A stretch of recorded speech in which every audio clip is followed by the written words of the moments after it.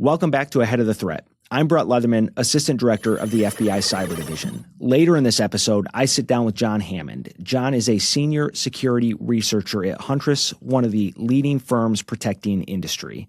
He's also one of the most respected voices in the Defender community, somebody who actually gets into the code, reverse engineers malware, and shows the world how bad guys operate. We get into ransomware, what he's seeing on the front lines, and what defenders can do right now to get ahead of it. You don't want to miss that conversation coming up next. But first, 3 stories that caught our attention this week. I want to introduce Mike Mochtinger, who is the FBI's Deputy Assistant Director for the Cyber Intelligence Branch, to look through the news with me this week. Mike, welcome to the show.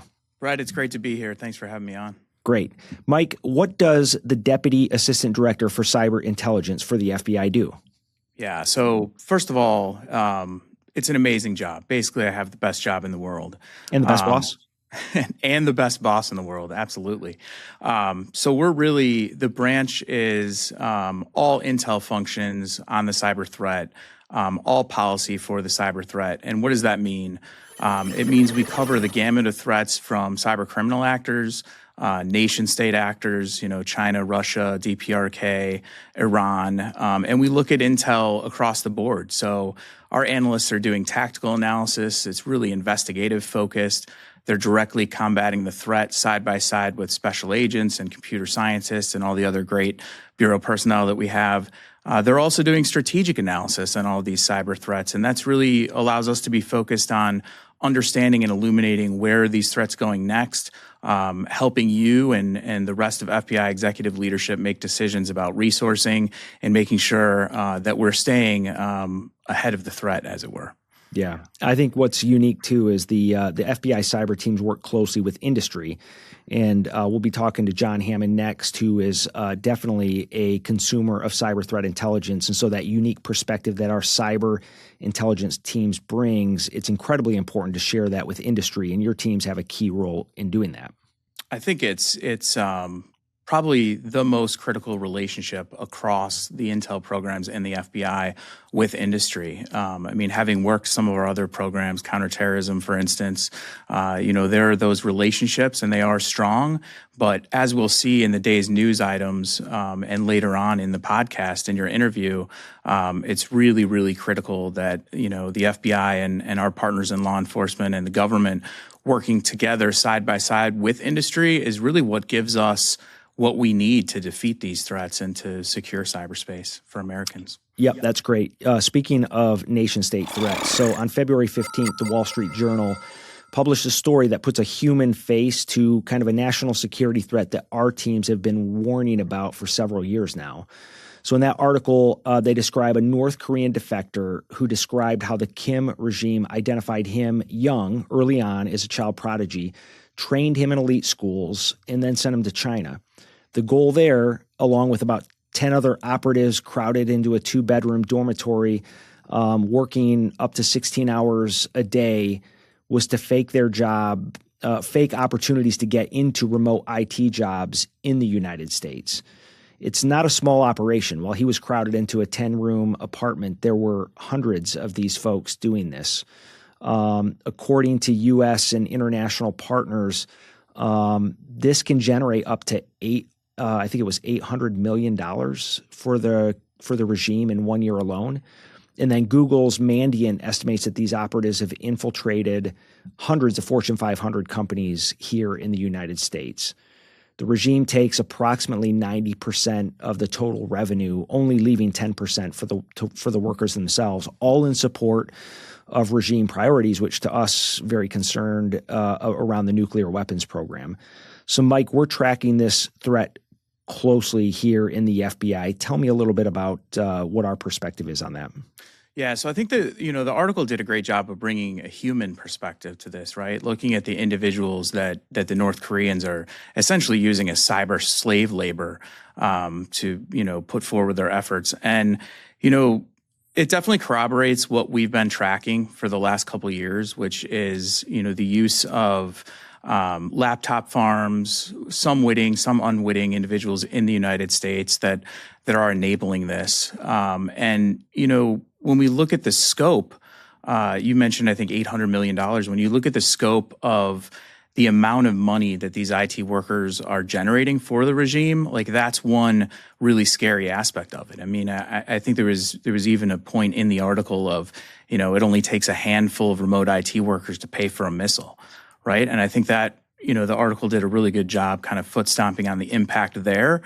But something else that really worries me beyond that is how are these remote IT workers making their money? They're infiltrating into Fortune 500 companies, potentially into, the defense industrial base. They're getting access to all kinds of information that could be used for espionage purposes, for blackmail purposes, all kinds of extra things that they could do. And I think, they're starting to realize that from a threat perspective. And it really just highlights that there's an insider threat issue here. I think the takeaway for me is more than just revenue generation. What do these folks have access to? What can they exfiltrate back to DPRK or other nefarious players, be they criminal or nation state?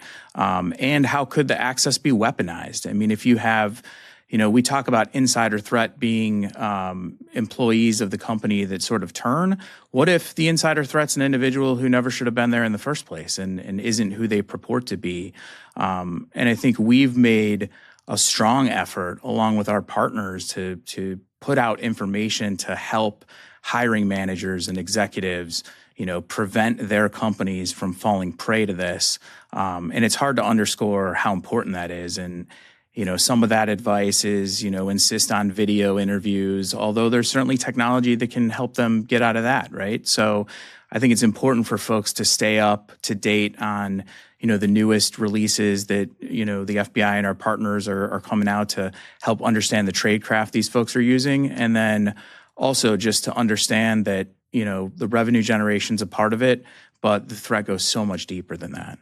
Yeah, it's the data extortion piece. I think we put out a piece in January of 2025 that talked about how when the actors lose access, we have seen them pivot into data extortion. That becomes that insider threat that you had talked about. And there's really two primary ways right now to combat this threat. Number one is law enforcement action. June of last year, the Justice Department announced coordinated actions, the FBI and Justice Department across 16 states, which included 2 indictments, an arrest, the searches of 29 laptop farms across the United States, the seizure of 29 financial accounts, 21 fraudulent websites, and approximately 200 computers. I think that shows the scope of the problem when we talk about laptop farms. It's not that these actors are connecting to the companies here in the homeland from U.S.-based infrastructure themselves. They are pivoting into U.S.-based infrastructure through these laptop farms in order to move into corporate networks undetected. And so that law enforcement piece is incredibly important, that we take that action, that we take down those laptop farms, we remove their ability to really pivot in from U.S. infrastructure and detect them earlier.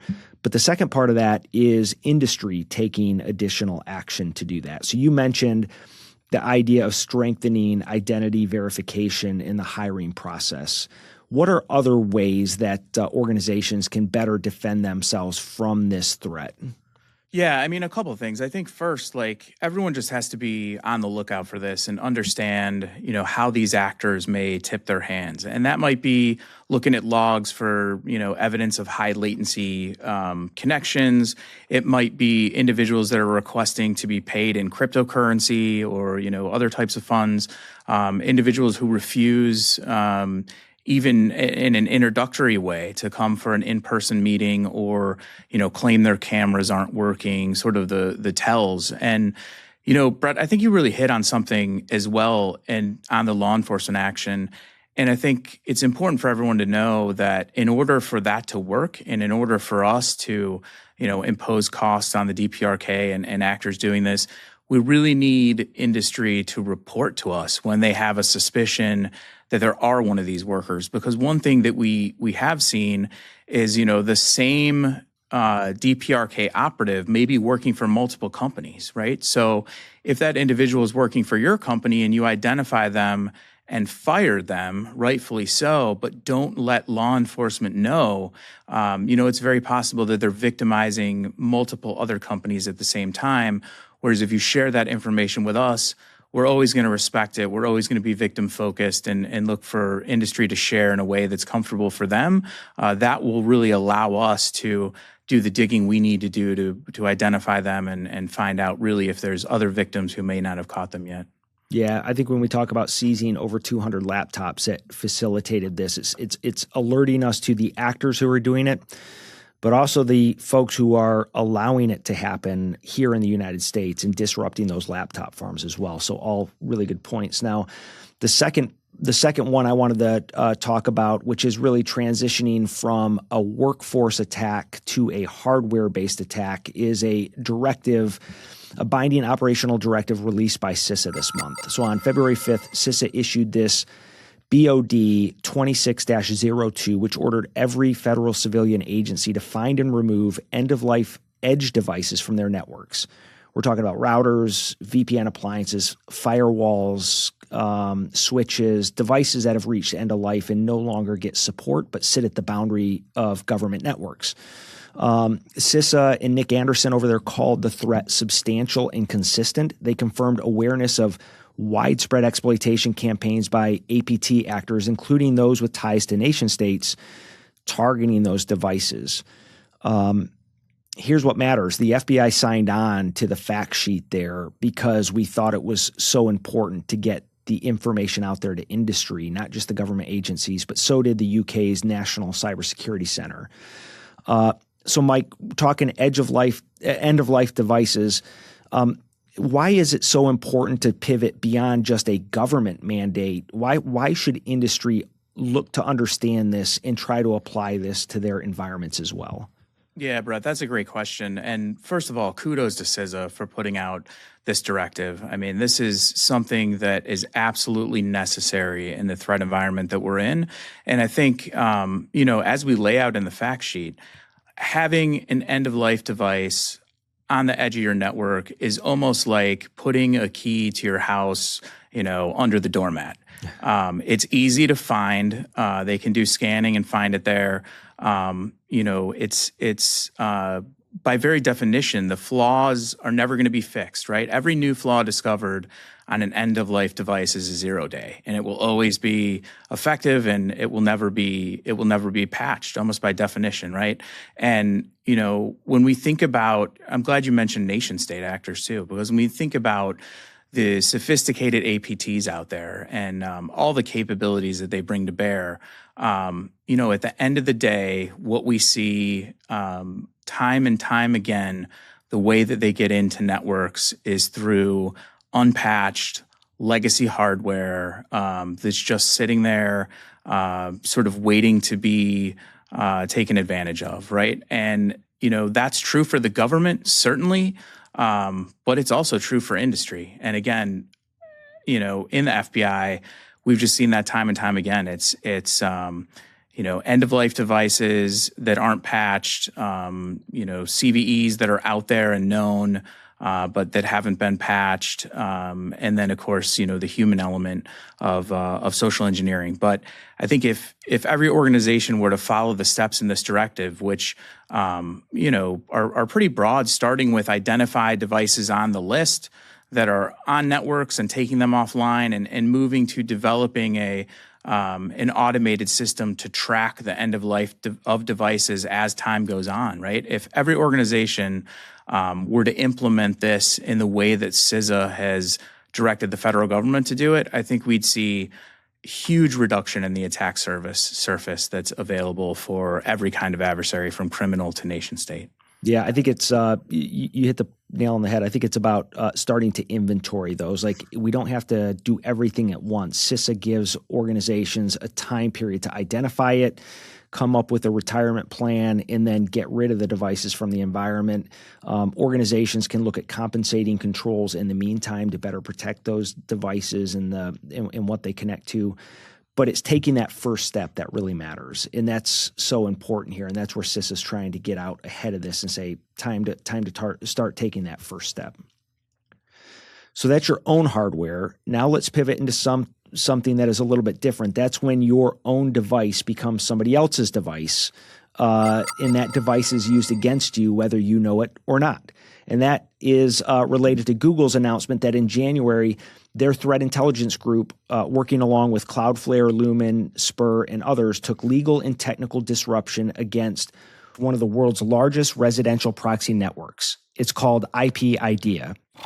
And in our season 2, episode 1 guest, John Hultquist, was one of those at Google that actually advertised and talked about their work on this front.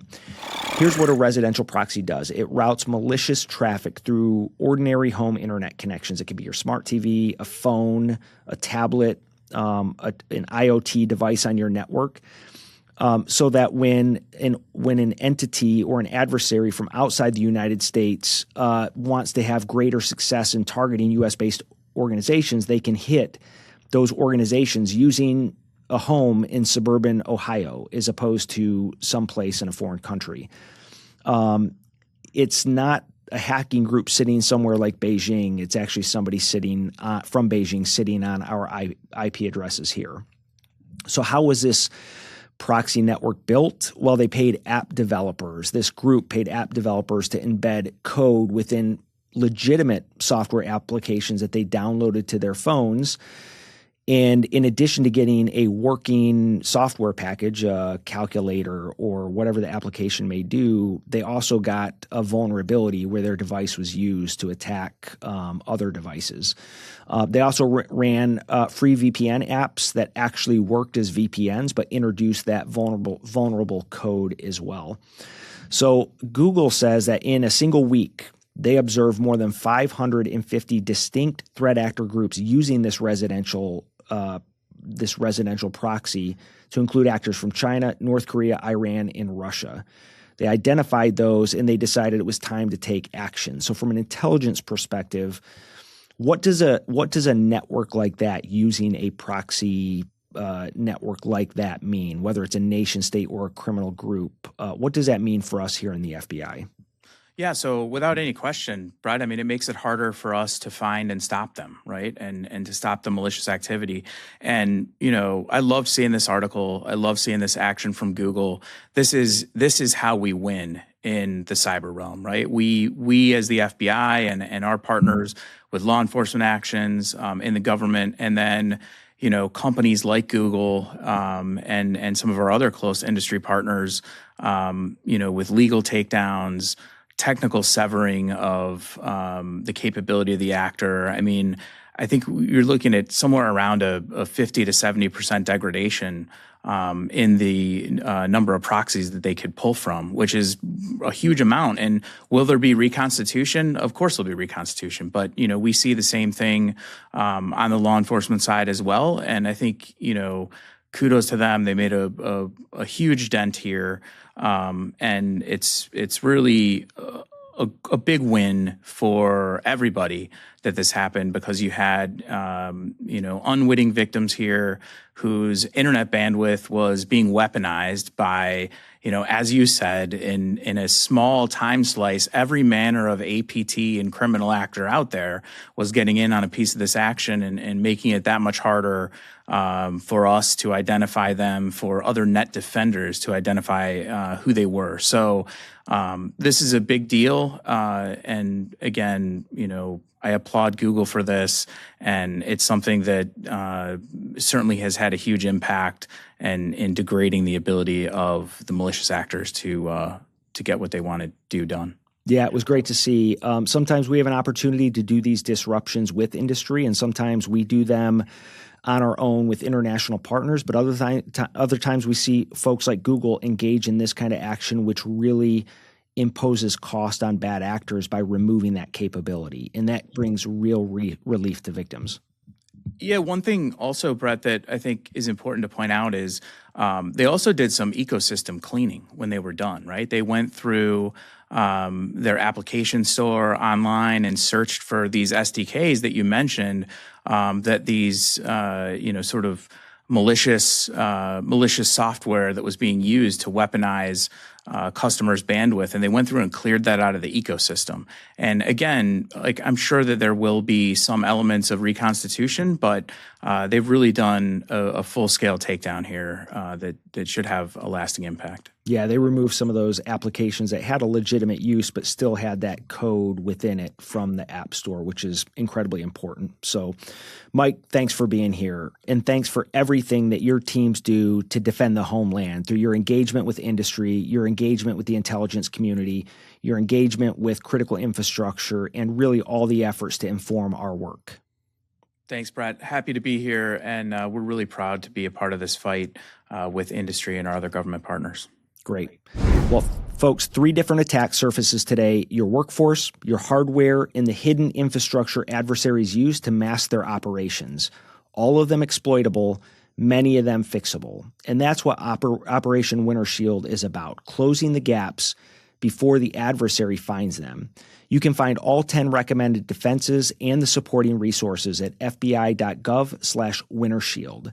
Now I'm looking forward to the conversation with my next guest, John Hammond, who brings a practical perspective to the current and emerging cyber threat environment. John Hammond is next. Welcome back to Ahead of the Threat. Today's guest is John Hammond, Senior Principal Security Researcher at Huntress. John discovered his passion for cybersecurity as an undergraduate at the U.S. Coast Guard Academy. He served as an instructor and curriculum developer at the DoD Cybercrime Center's Cyber Training Academy, and he operated as a Red Team cyber operator at the Defense Threat Reduction Agency. At Huntress, he's on the front lines of endpoint security for companies of all sizes.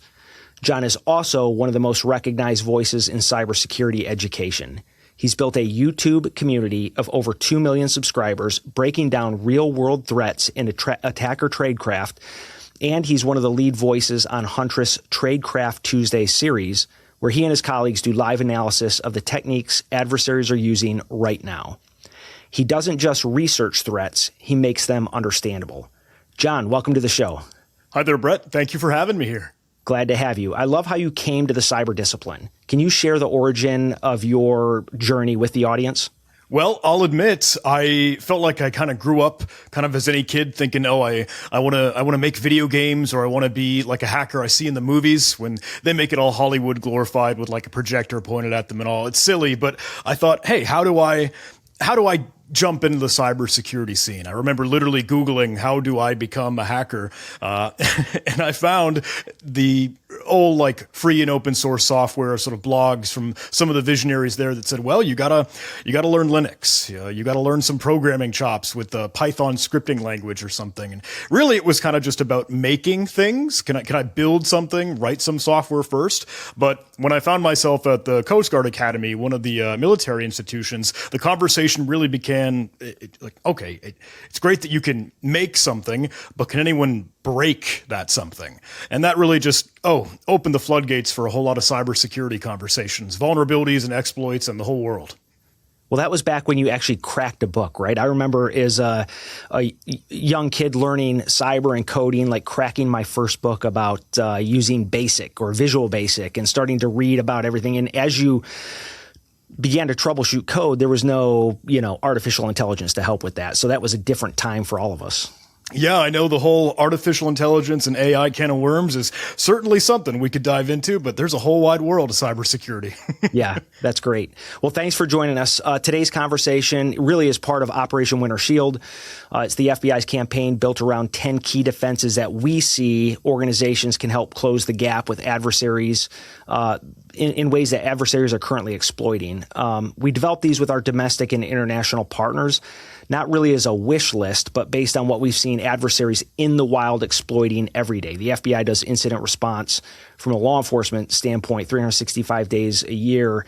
These are, in 99% of the cases or more, the ways we see actors getting into environments. So we're really focusing on 3 of those defenses today, which are tracking and retiring end-of-life technology, implementing risk-based vulnerability management programs, and adopting phish-resistant authentication. And John, your perspective is exactly what we want to see organizations implement based on kind of the gaps that you see as part of your incident response. So I guess let's go to last May, when the FBI dismantled a criminal proxy network in an operation that we called Moonlander.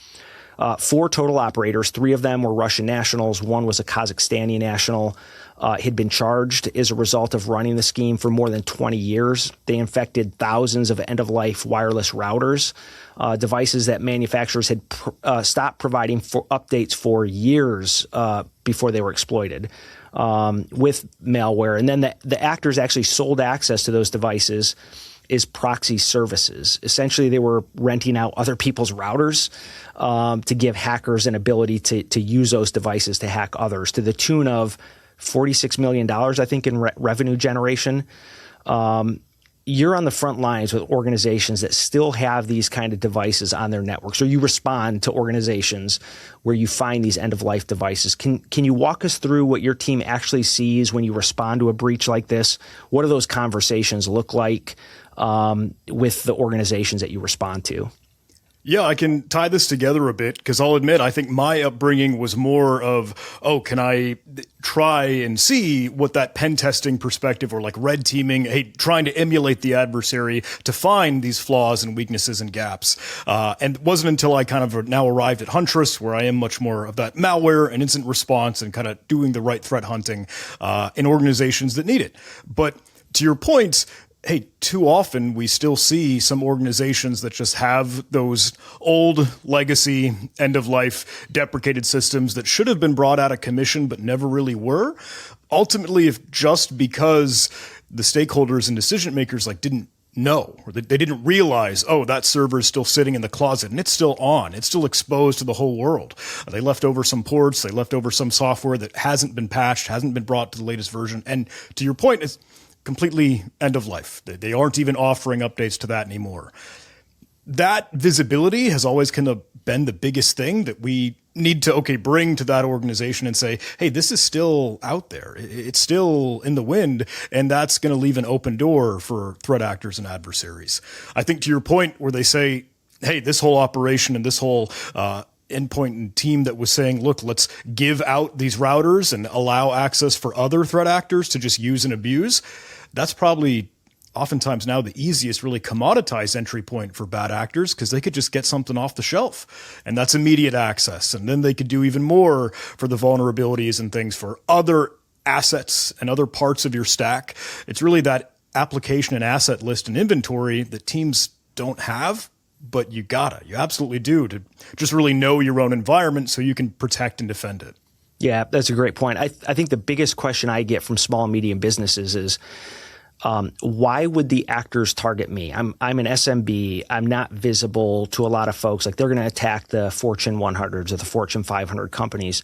But if you have infrastructure exposed to the internet, you're now visible. You're now a target, right? And especially if you have end-of-life devices, the adversary increasingly knows how to scan the IP space or the internet to try to find those devices. And I would argue IP space in the United States is incredibly valuable to foreign adversaries because now you can pivot from an IP address in the United States, which is trusted here in the United States, versus coming in from Moscow or Tehran or Pyongyang, where you're probably going to have an uphill battle.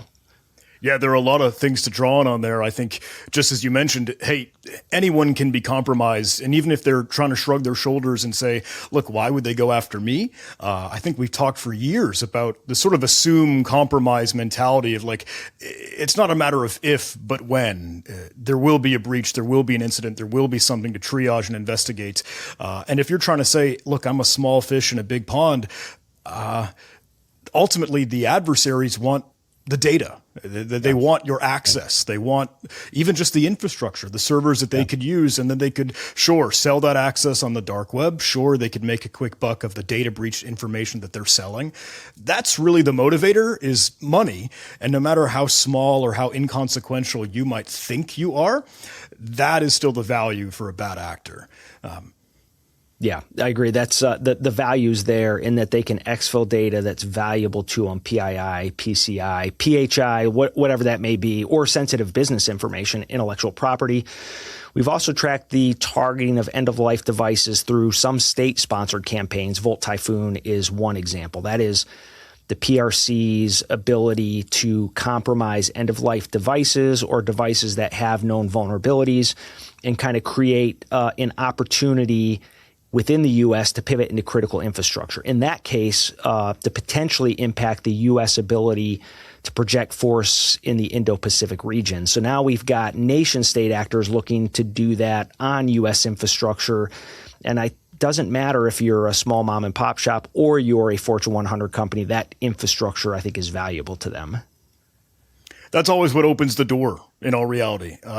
Sure, the end of life, the deprecated server in a closet, like if that is the foothold, that's the initial access vector to whether it be, yes, mom and pop shop or critical infrastructure, that's across the board. That is just one of the ways that, okay, the adversary is going to get inside the environment, and then they could do even more to, okay, move laterally or to start to do some post-exploitation to get the information and sensitive data that they want. Or why not just keep leveraging that infrastructure? You were talking about stuff as United States IP addresses. Okay, that's residential, maybe sometimes proxies that they could basically use for more attacks, more campaigns. Opens the doors for ransomware, opens the door for business email compromise.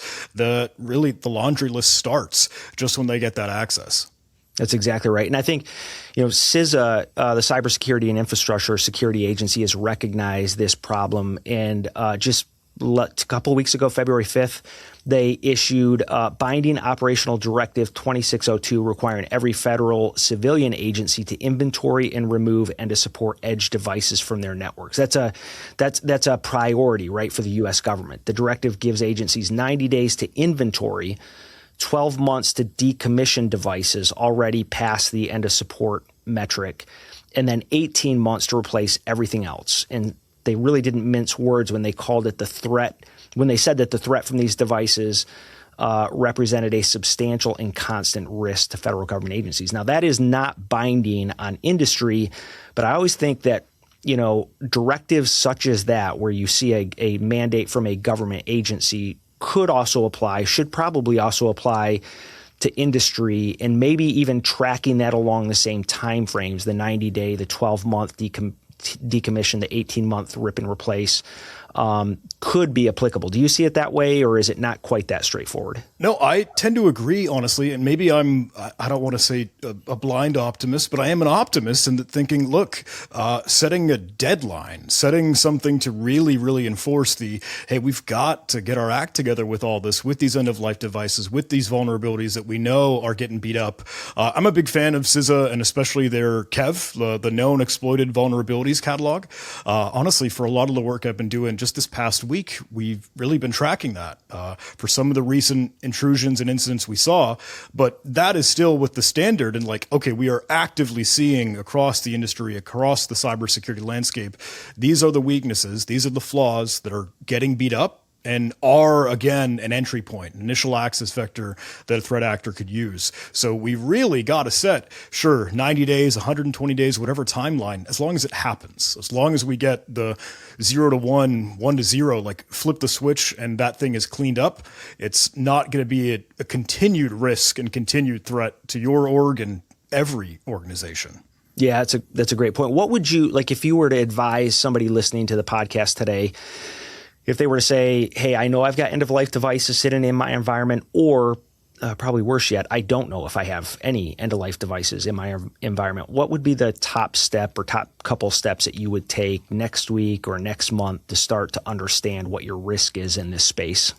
I think the latter end of your statement is really the most important part. It's, hey, sometimes I just don't know what I don't know. So you kind of have to hunker down and build out that asset inventory, build out that application list of what is where, what are the IP addresses, what's the host name, what's the barcode serial number if you have to go that deep. Just know your environment, know what all these machines and endpoints are.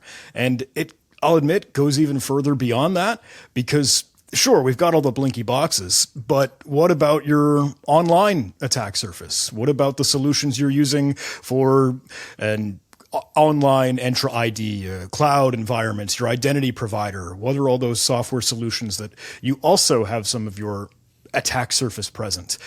I know that's a big mountain of a task for folks that just don't have all that visibility, but that's just absolutely 1,000% where you have to start.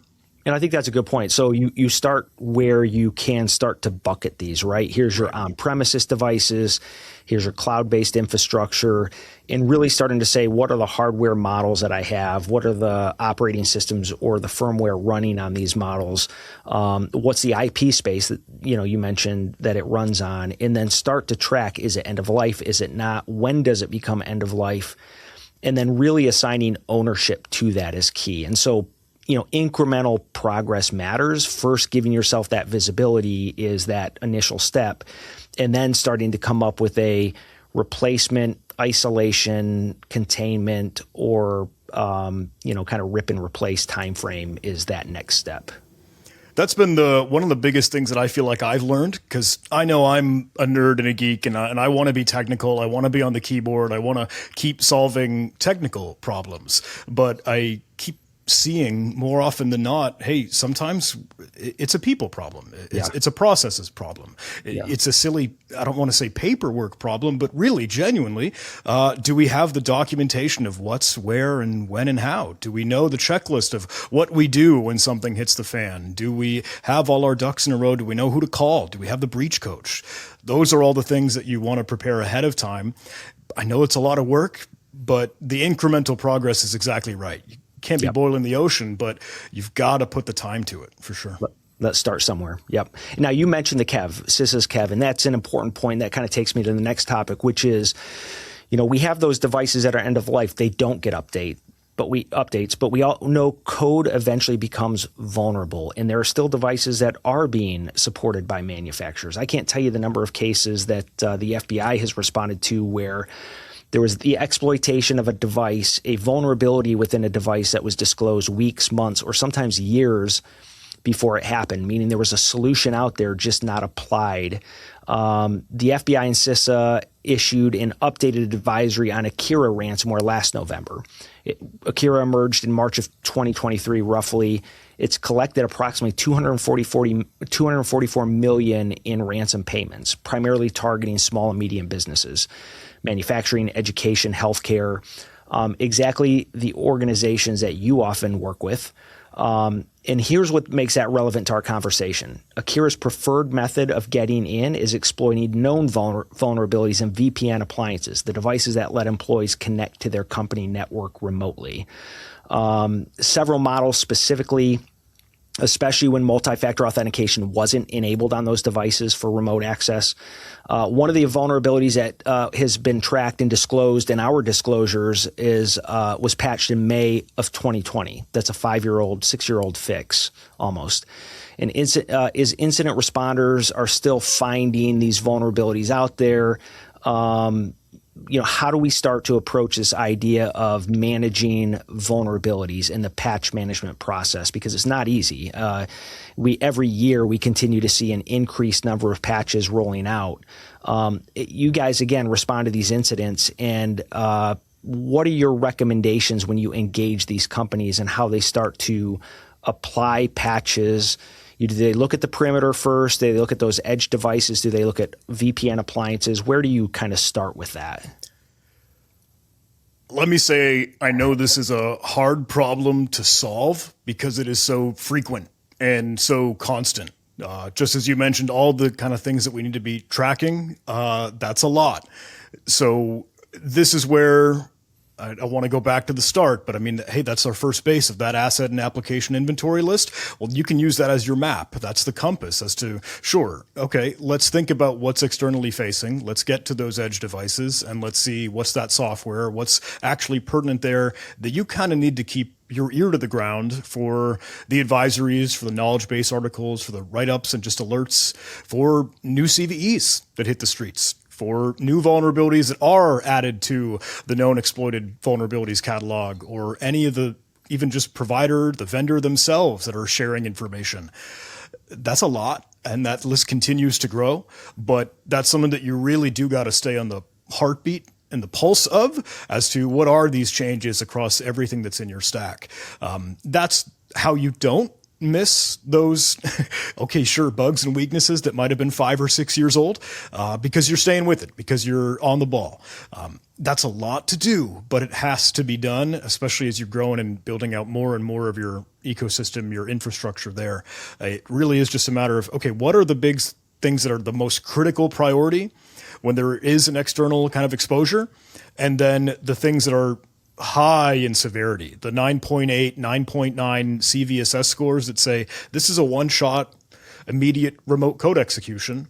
I know that's what everyone's going to be screaming and shouting about, but for good reason, because Akira, as you mentioned, one of the ransomware groups, and Clop and others, they're going to be already on the pulse trying to see when is a new end day or 0 day going to drop that they could then arm and use for an attack of opportunity. Just because it's an easy one-shot foot in the door. That's what you have to stay on top of.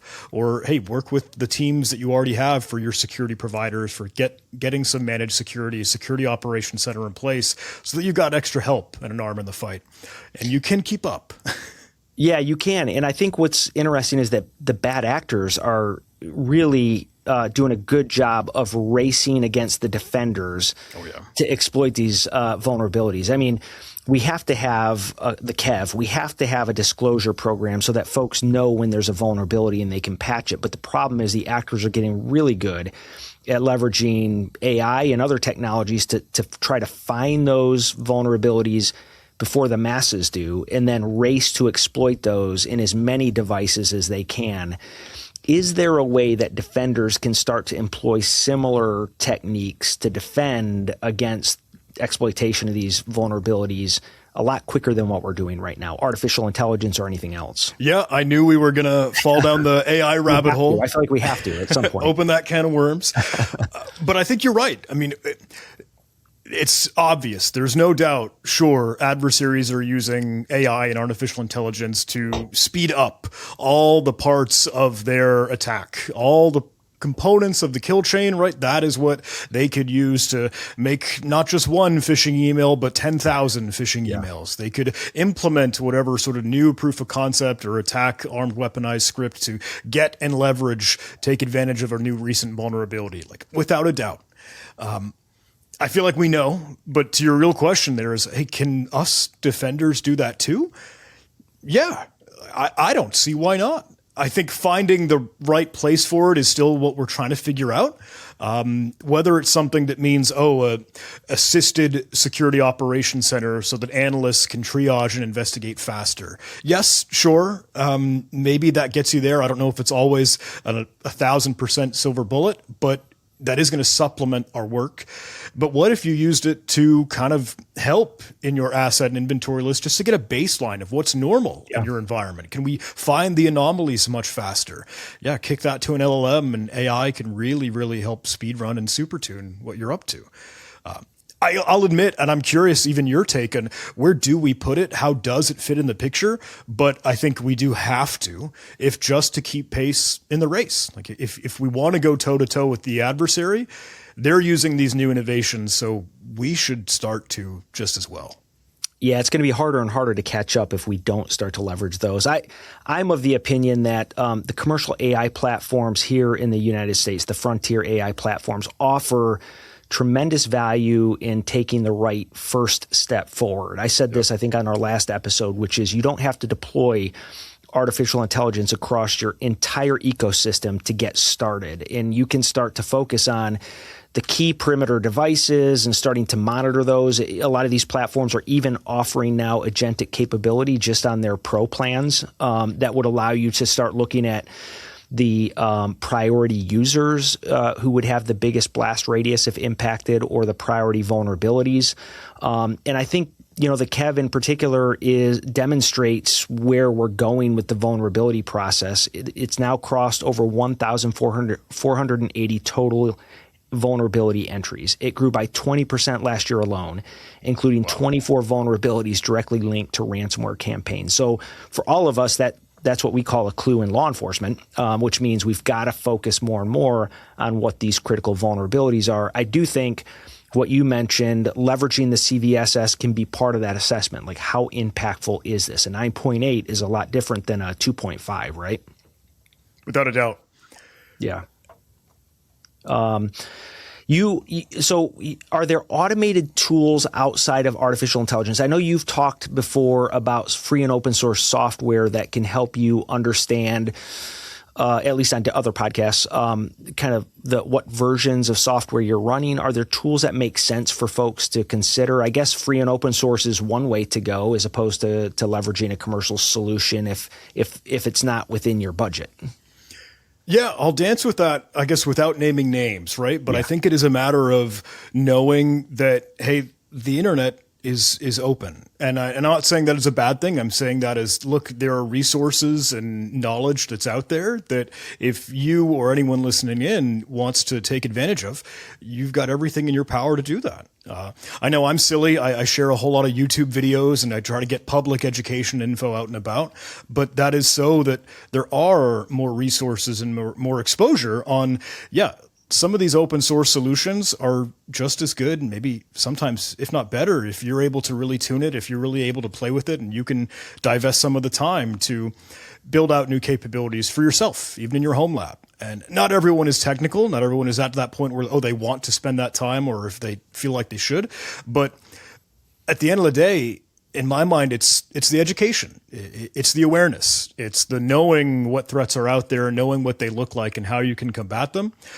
There's a lot to talk about in the realm of phishing and security awareness training. We could fall down that rabbit hole just as well. But I got to be honest, I think for the layman, for the everyday individual, mom, dad, sons and daughters, brothers and sisters, like that is the real value of bringing some of the information and bubbling it up so that everyone is getting cybersecurity right, not just the nerds and geeks. Yeah, that's a great point. And I think that also applies to business executives, right? So in small and medium businesses, often the CEO is also the network defender. And so leveraging commercial AI platforms to learn more about some of the things we're talking about today can really bring clarity, asking it to help you understand what those threats mean, what it means to have a vulnerability management program, even plugging in the types of devices you have and helping the AI helping you to understand what mitigations you might put in place. Like that's, I think, a meaningful start. But going back to kind of the board of directors, the C-suite executives, often cyber risk is left to the network security defenders, the CISO, in the IT teams. We've kind of gone beyond this era where cyber risk is just defined there, because cyber risk is business risk. In fact, I would argue it is, from my perspective, as the head of cyber division for the FBI, where we do this work and respond to incidents, those organizations where you see buy-in from executives within the organization to understand, invest and resource appropriately their IT teams and mitigate risk, they tend to be more resilient. And that is because they take an all-of-company approach to mitigating that risk. Is that something you see as you do incident response, greater resilience there? Do we have a lot of room still to go in helping boards and executives to become aware of what that risk is, and how do we start to close that gap? Yeah, I agree in that too often I think cybersecurity is kind of thought maybe an afterthought. Maybe it's a cost center. Maybe you've got some team members and employees that just don't have the right wherewithal. But to your point of this being an all company effort initiative, that I think just really rings true. Something that we do, I know internally, is kind of just have a certain culture of what cybersecurity is, what is good, what's bad, and honestly, even kind of point and laugh when we see something that is, wow, so far in the wrong direction that we all know, and we share it in Slack, we're kind of a remote company, but say someone got a silly phishing email, some egregious, obvious, fake, bad, maybe business email compromise attempt, impersonating a CEO or treating and acting like an executive. And those are the kind of things where we just kind of all can say, wow, yeah, goodness, I'm glad I didn't fall for that. But the thing is, someone might have, someone could have. So still kind of being all in on this, letting all the team members, all employees, everyone really get a quick cue and a good understanding of like, wow, this was a fail. And we're laughing at threat actors that make silly mistakes, but that does still spread education in a cool sort of cultural way. Yeah. And I think the other area we can look at is, a lot of companies compete with each other. We get that across sectors, but the same actors that target companies are often targeting other companies in that sector. It can be academia because they use similar software. It's definitely happening in healthcare where you have the same, health platforms, patient record platforms that, have a vulnerability. And so you start to see exploitation across the sector. Having really robust relationships with your sector partners at all levels, I think, would be incredibly important because you can share the trends in targeting. You can share cyber threat intelligence with each other. And I think we have some room to work there as well. Information sharing across sectors where we could be more intentional about, again, disclosing vulnerabilities we learn about, going to our peer CISOs, going to our peer chief information officers and sharing vulnerabilities, or frankly, targeting of our infrastructure, whether it was successful or not, so that we can help defend patients in a hospital system the next county over. We probably have some work to do there as well.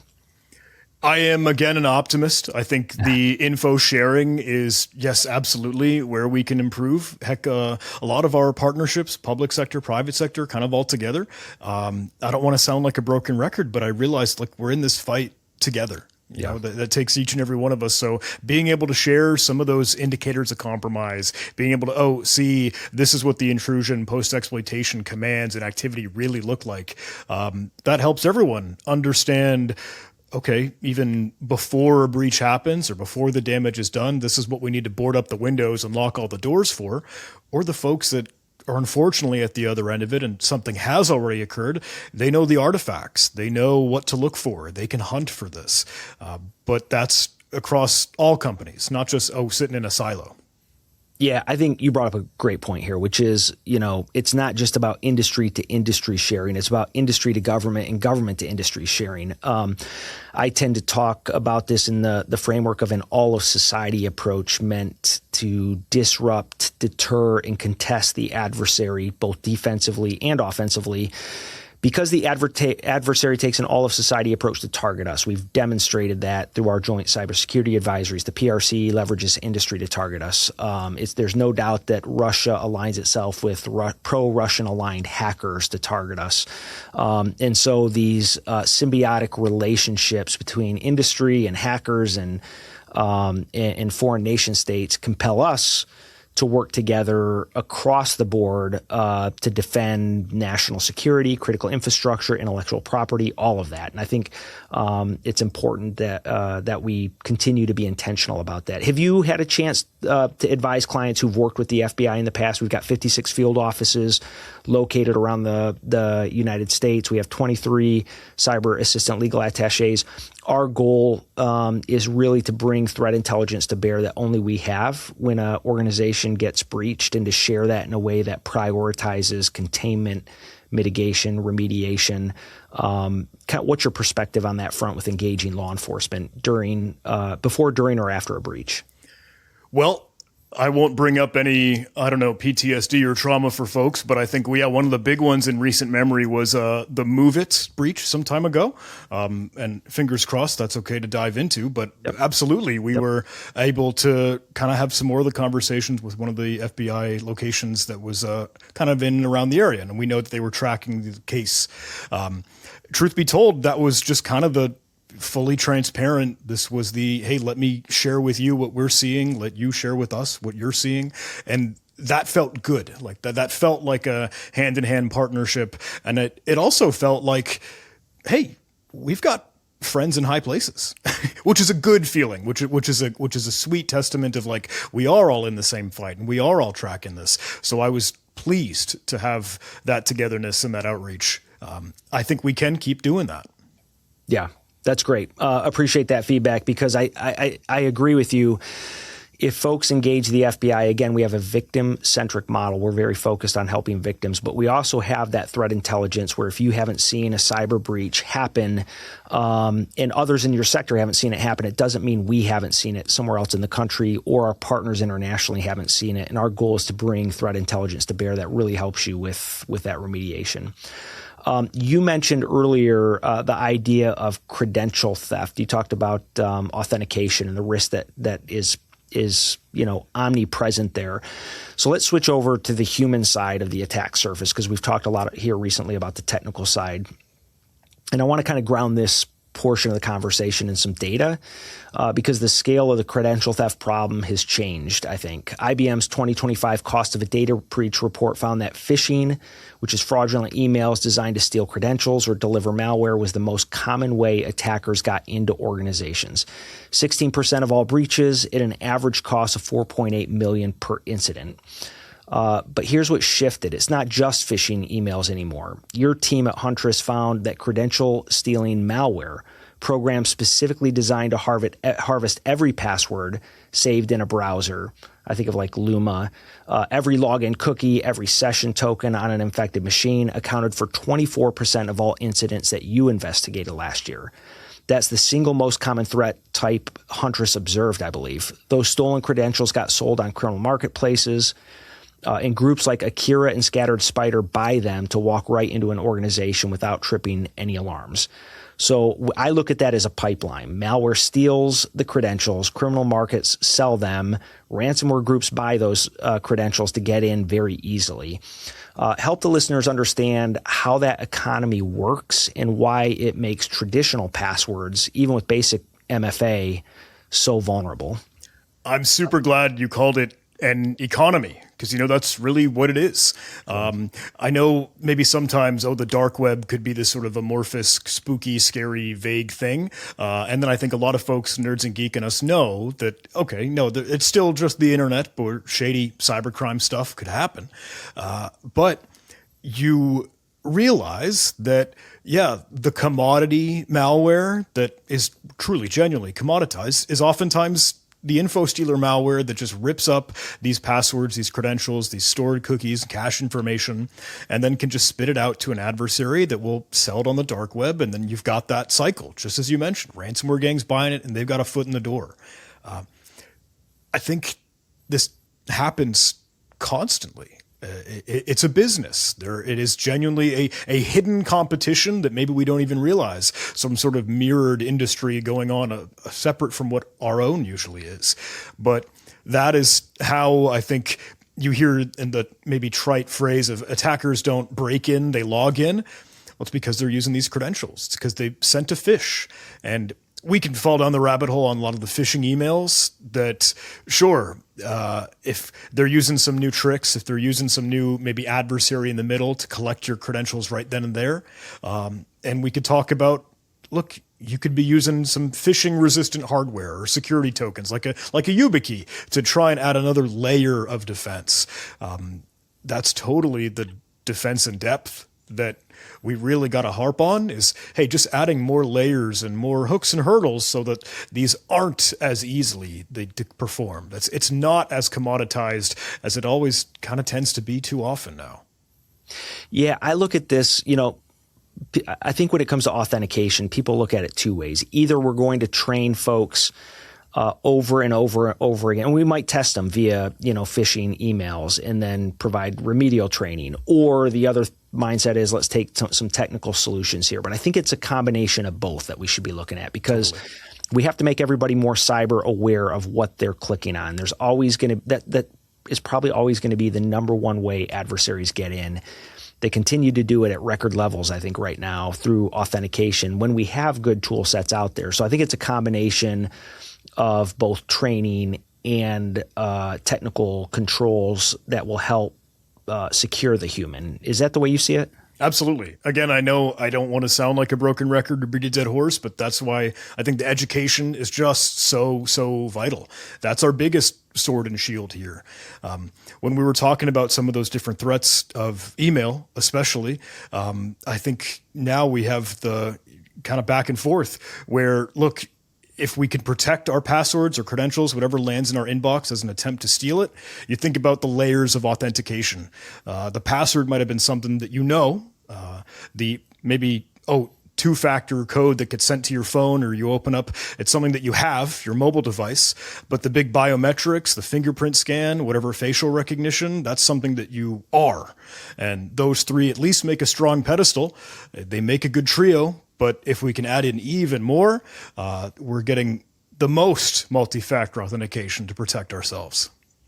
Yeah, I think certain forms of MFA were pretty successful when they first came out. I'm thinking SMS-based verification. I'm thinking push notifications. Those are still prevalent in all kinds of online accounts and business-supported accounts.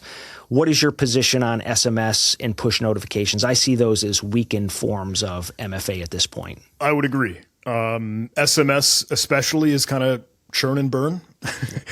Most folks have now gone to some authenticator app, which is a good thing. But just as you mentioned, those push notifications, we saw kind of a new onslaught of a different technique for MFA fatigue, where an actor just spams. Here's a new notification. Here's another. Here's another. Here's another, until you just have to make it go away. So there's always a nuance in that kind of security cat and mouse game, as I'm sure you know. So. Yeah. And you mentioned FIDO2 compliant devices. Like, those are pretty low cost at this point to deploy.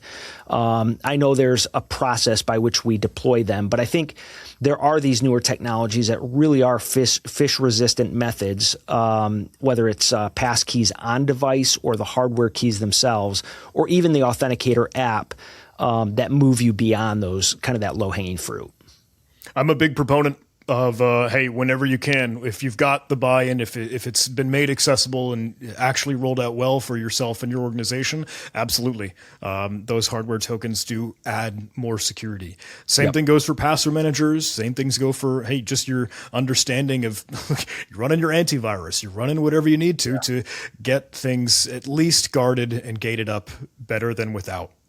Yep. And I would recommend to anybody listening that you look at a good, trustworthy, we don't make recommendations on this show, but trustworthy base password management program. There's a lot out there that may not be trustworthy, but for the listeners in the United States, a US-based provider is important, or at least recognizing kind of how the organization stores your passwords and controls security to it is incredibly important.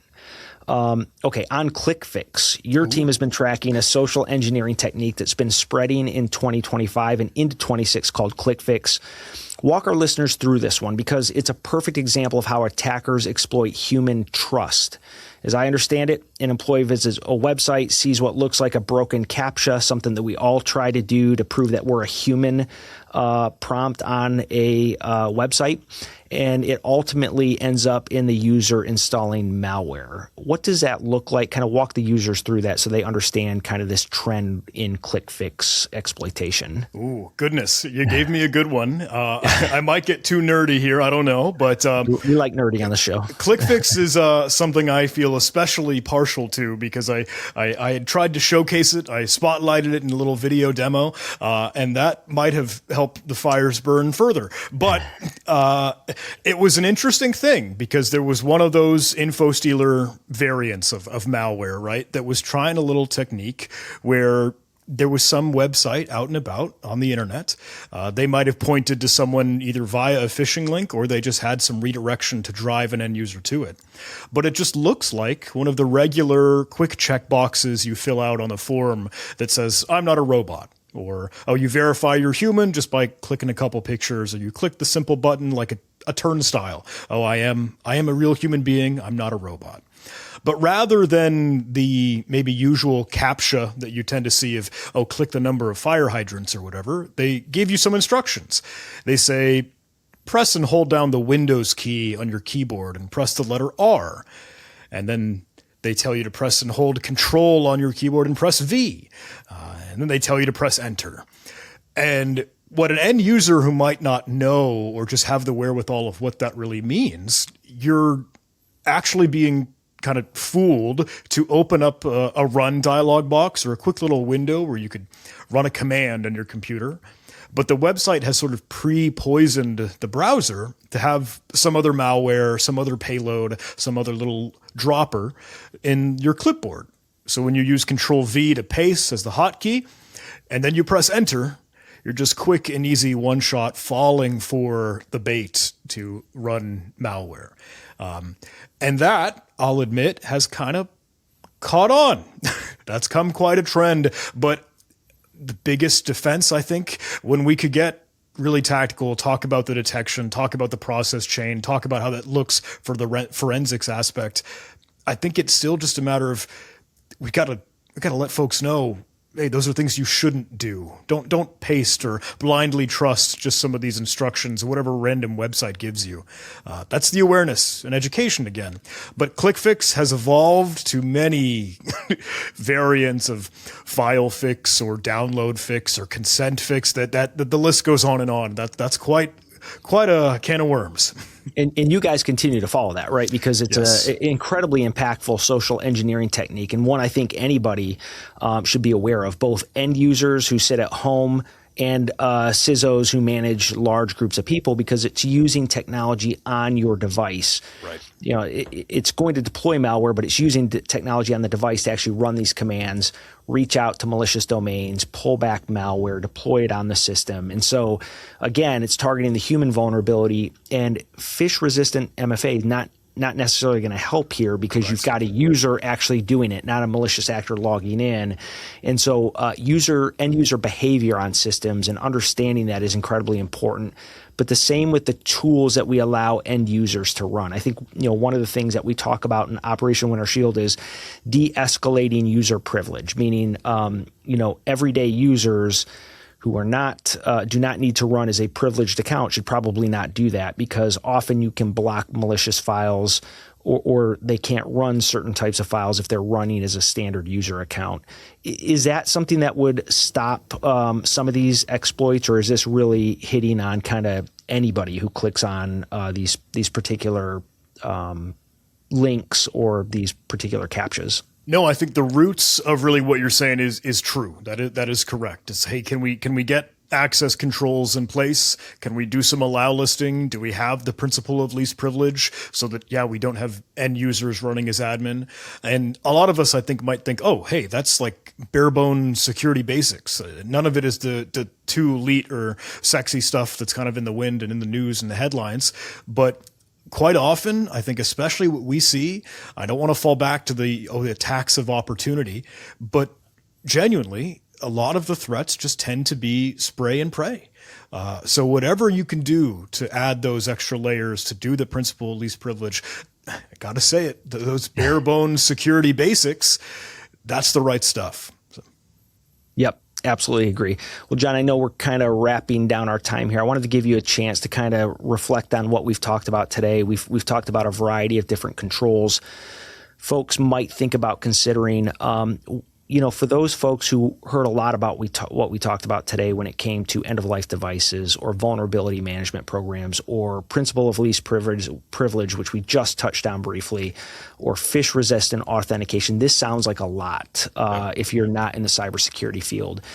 If you were somebody who manages cybersecurity teams, but you're not a technical person, if you're on a board of directors, if you're external counsel or internal counsel, what are the kind of conversations that you would start to have Monday with your teams that would help to start to frame some of these discussions? Where would you kind of start to dive in, and how should they think about approaching that? Well, I think my biggest call to action here, truth be told, and I don't want to sound like I'm parroting anything, but what you've got and you've built out for Operation Winter Shield is really the right stuff. It's distilled down. It's a little bit tactical. Hey, these are the 10 things to work through. And you don't need to go through that in, forgive me, maybe chronological order, but cherry pick what's the easiest thing for you to get started on. What is the best thing to get some buy-in and some forward motion, really get the momentum. I think, just as you mentioned, we were kind of knocking them off one after the other. We drove all over the map, and it is a lot of work. But I think the most important thing that you come home, maybe you get into the office on Monday, you're talking to your team, you're briefing the board, you're chatting with executives, whatever the case may be. You come in and you got to say, this is something that we've got to do, no matter the amount of work that it is, because cybersecurity is something you have to earn. Like, we have to stay in the fight. We have to stay with the pulse, keep track of that heartbeat. It's a lot of work, but that's the only way that you're going to stay toe to toe with the adversary and really be, forgive me, ahead of the threat. That's what it takes. Well, John, you have a great perspective there on kind of what organizations need to do day in and day out. I think your mapping this back to Winter Shield is important, because this is a first of a kind campaign for the FBI. We have intentionally released those 10 controls because it doesn't matter if you're a Fortune 100 or a small mom and pop shop. We continue to see these things exploited every day. Our hope is that folks will look at that and start to take those initial steps towards greater resilience. Leverage your favorite commercial AI platform to ingest that list and start asking questions about each thing there. What other AI recommendations do you have? Should they jump in and start looking through vulnerabilities? Should they look at phish-resistant MFA? Like, where are you guys at with recommendations to companies that you consult with on AI use or adoption? Yeah, I think I'm still a little bit tempered, I'll admit, trying to stay kind of down to earth with a lot of the AI whiz-bang newfangled tech. I really, really do see it in that kind of optimistic way of, hey, this is some awesome new innovation, but I still want to be with it. Like, I want it to supplement my human activity. It's a tool, and I like to keep human in the loop. So I'm not in the point of letting AI take the wheel quite yet, but I do think it's great to, okay, let's treat this as something we'll continue to be vigilant and secure with every step of the way. So. Great. John, thanks. Here's what I want all our listeners to remember. All of the resources that we talked about today related to Winter Shield are available to the public. You can go to fbi.gov/Winter Shield. All our content is there, and throughout February and March, we'll be advertising kind of what we see is the best ways to move forward on implementing some of these controls. John talked a little bit about the CISA Known Exploited Vulnerabilities Catalog, which is updated in near real time. That is available at CISA.gov. And the advisories that we talked about today, to include some of the advisories about Akira and others, they're all available at FBI and CISA.gov, and I would encourage you to take a look at that. We talked a little bit about open source software and the ability to use that. What's interesting is CISA provides a list of free open source software that is available to industry as well. There's no charge for that. You can visit CISA.gov to see that. And then, of course, if your organization experiences a cyber breach, we encourage you to report it to the FBI. We're there to help. We're victim-centric. We want to bring threat intelligence to bear that will help you with your containment activity, while we can also pursue the adversary. There's deterrence through defense, but also deterrence through offense, and our teams are pros at imposing cost on malicious cyber actors. So we're here to help. Reach out. That's what this is all about, getting ahead of the threat together. John Hammond, Principal Security Researcher at Huntress, thank you for joining us on Ahead of the Threat. This was a real treat. Thank you so much, Brett. Thanks.